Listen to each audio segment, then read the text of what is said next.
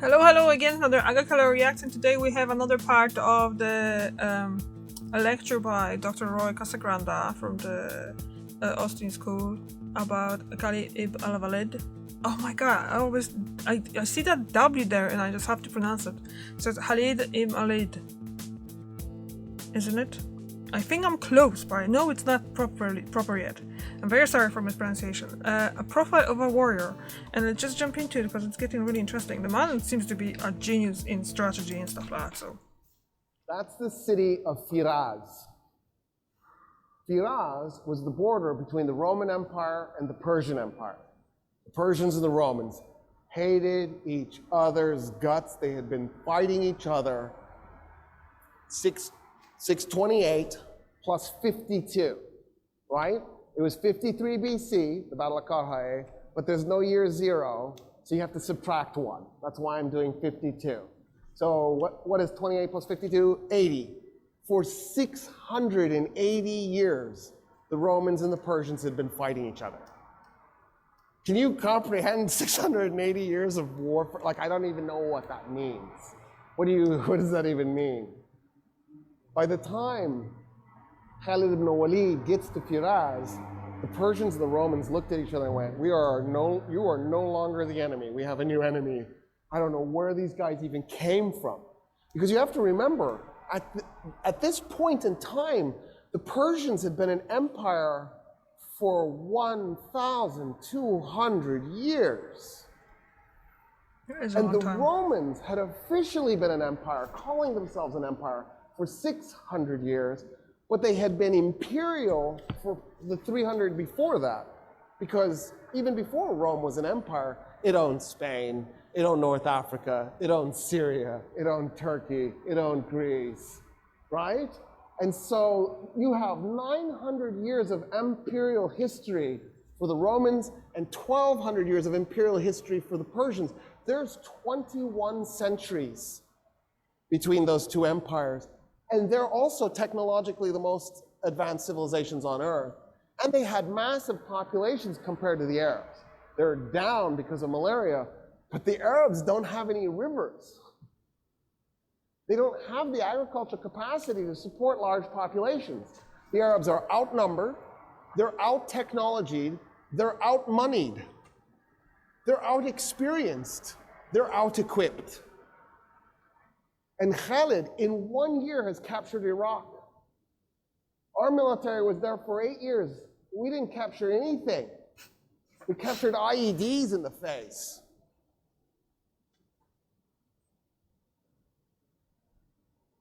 So the Persians go to the Romans, they're like, okay, we're going to fight this one as allies, right? And the Romans are like, yes, yeah, we're good. Because in the meantime, an Arab army has attacked from this side and is trying to get to Jerusalem. And so the Romans know that the Arabs, you're outnumbered, you're out technology, you're out money, and you're facing two empires. Do you attack both at the same time? That makes no sense, but it's exactly what the Arabs did. They attacked the two oldest, most powerful empires at the same time, even though they were outnumbered by one, let alone both. And so the Romans are like, yeah, we'll work with you. So at Firaz, the combined Roman and Persian armies, which by the way was largely made up of Christian Arabs, not completely, but there was a huge contingent, probably about 50,000 Christian Arabs. The combined Persian and Roman army was 150,000 men against 15,000 Muslim Arabs. So Khalid arrives. Khalid is on the east bank of the Euphrates. The Persians and the Romans are on the west bank. There's a ford and a bridge, which is convenient if you're moving an army. It's nice. And so Khalid needs the Persians and the Romans to cross the river to fight.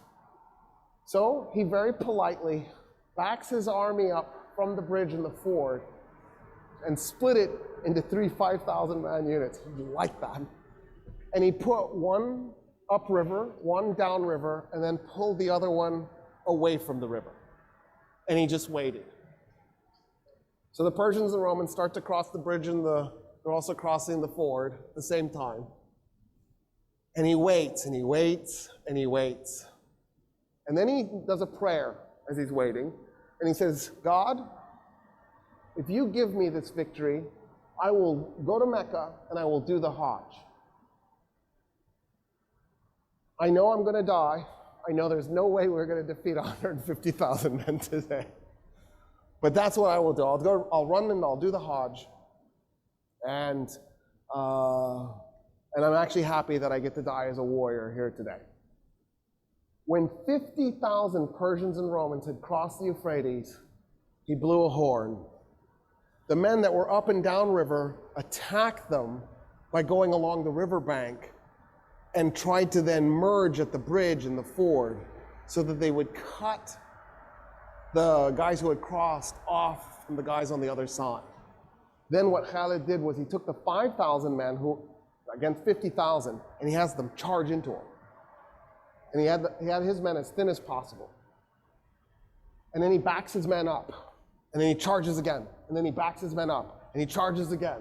And every time his horses go in to those men, it compressed them a little bit. It compressed them a little bit more. So after a while, the Persians and the Romans are so compressed they can't move their arms, they can't swing their weapons. He's just compacted them together.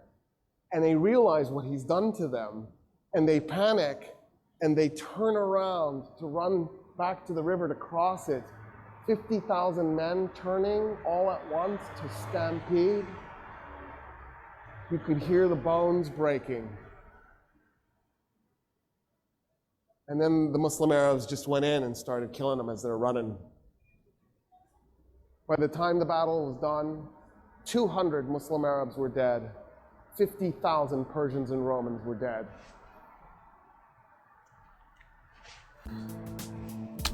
Oh.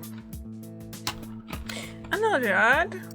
And well, so far I'm just listening to the story of this man, and like what I said in the beginning, it seems like he was a genius of strategy, isn't it? The way how he fights with, well, he had 15,000 against 150. That's a lot. A big difference on people. So yeah. Sorry, I don't really have much to add now. So, and this is another long ad, so I'll be back soon. Thank you. Okay, I'm back, and let's jump in again and continue.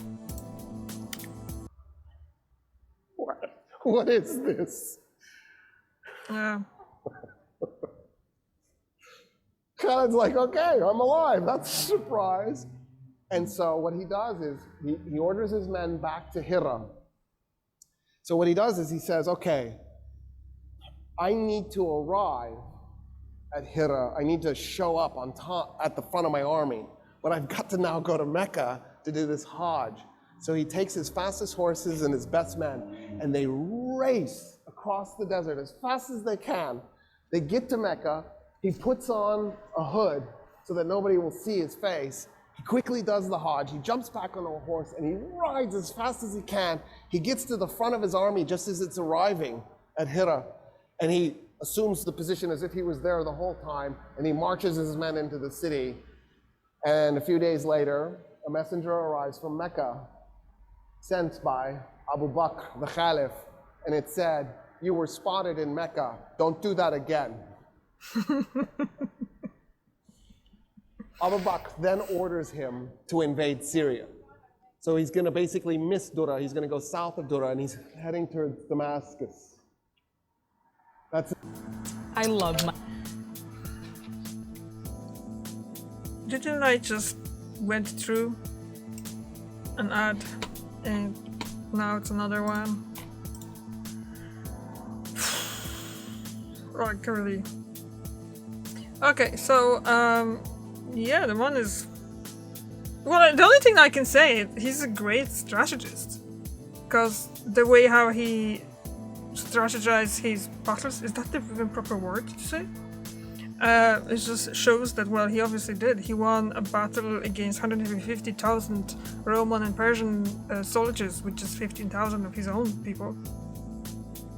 That's not something that you hear about, that we should hear about it. Can you imagine somewhere in the future maybe we'll be just talking about everyone in regards of their accomplishments, not because, and we hear about massive accomplishments from someone who we never did. Like, I never heard about this man before. I know there's a lot of people that have probably accomplished a lot in the history, but it's just, sometimes it's just hard to kind of listen about it and just not being like, yeah, but why I never heard about it before? Well, in my case, it's because I'm Polish and I was learning Polish history. And I